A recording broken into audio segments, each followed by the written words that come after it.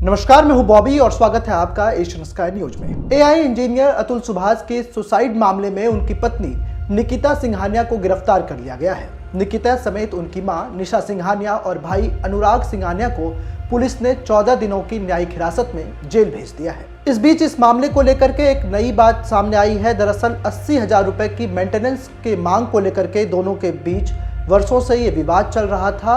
और यहाँ आपको बता दें कि जौनपुर की फैमिली कोर्ट में निकिता सिंघानिया, जो अतुल सुभाष की पत्नी है, उन्होंने एक परिवादवाद दाखिल कर रखा था। निकिता ने मेंटेनेंस के रूप में 80,000 रुपए मांगे थे, लेकिन एआई इंजीनियर अतुल ने इससे मना कर दिया था। उन्होंने कोर्ट में कहा था कि जब निकिता खुद अच्छा खासा कमाती है तो उसे इतने पैसे क्यों दिए जाएं। मीडिया रिपोर्ट्स की माने तो कोर्ट से ये बात सामने आई है। दरअसल कई दस्तावेजों की जांच हुई। जब बेंगलुरु पुलिस जौनपुर पहुंची और उनकी पत्नी को गिरफ्तार किया तो एक के बाद एक कई राज खुलने लग गए।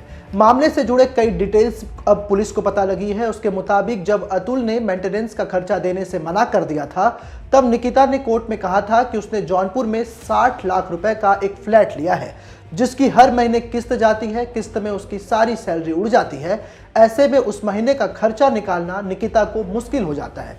यानी कि जिस अतुल सुभाष की मौत हुई, उसकी पत्नी निकिता सिंघानिया ने 60 लाख रुपए का एक फ्लैट ले लिया था और अपनी सैलरी के जो पैसे होते थे उस पैसे को वो उसके रेंट में देती थी। इसलिए वो अतुल सुभाष के ऊपर 80,000 रुपए मेंटेनेंस का दबाव बना रही थी। इतना ही नहीं, जो निकिता सिंघानिया है वो खुद एक मल्टीनेशनल कंपनी में काम कर रही थी और अतुल सुभाष ने सुसाइड करने से पहले एक 1.5 घंटे का वीडियो बनाया था, जिसमें उन्होंने अपनी पत्नी और उसके घर वालों पर कई तरह के आरोप लगाए थे। अतुल ने यह दावा किया कि उसके ससुराल वालों ने उन पर 9 फर्जी मुकदमे दर्ज कराए थे और उनसे पैसे ऐंठने के हर तरीके से अतुल सुभाष से पैसे ऐंठने की कोशिश कर रहे थे।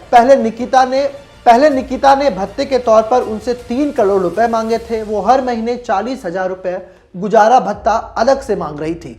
यानी कि एक तो पारिवारिक जीवन अतुल सुभाष का ठीक नहीं चल रहा था। ऐसे में उनकी पत्नी और उनके ससुराल वाले अतुल सुभाष पर पैसे की मांग कर रहे थे। आपको बता दें कि हर महीने 40,000 मांगने वाली निकिता की सैलरी खुद अच्छी खासी है। वो एक्सेंचर इंडिया में सीनियर एआई इंजीनियर कंसल्टेंट के तौर पर नौकरी कर रही है। एक्सेंचर इंडिया में उनकी सैलरी मानकों को देखा जाए तो वो औसतन 11 से 16 लाख रुपए सालाना कमा रही थी।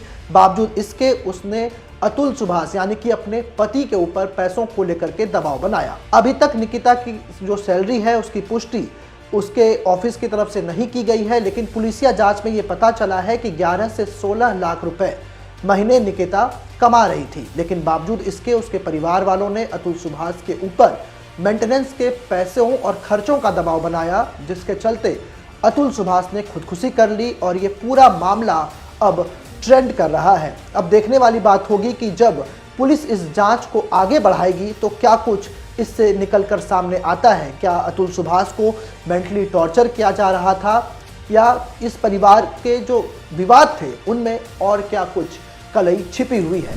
ऐसी तमाम खबरों के लिए आप हमारे साथ बने रहें और देखते रहें एशियन स्काई न्यूज।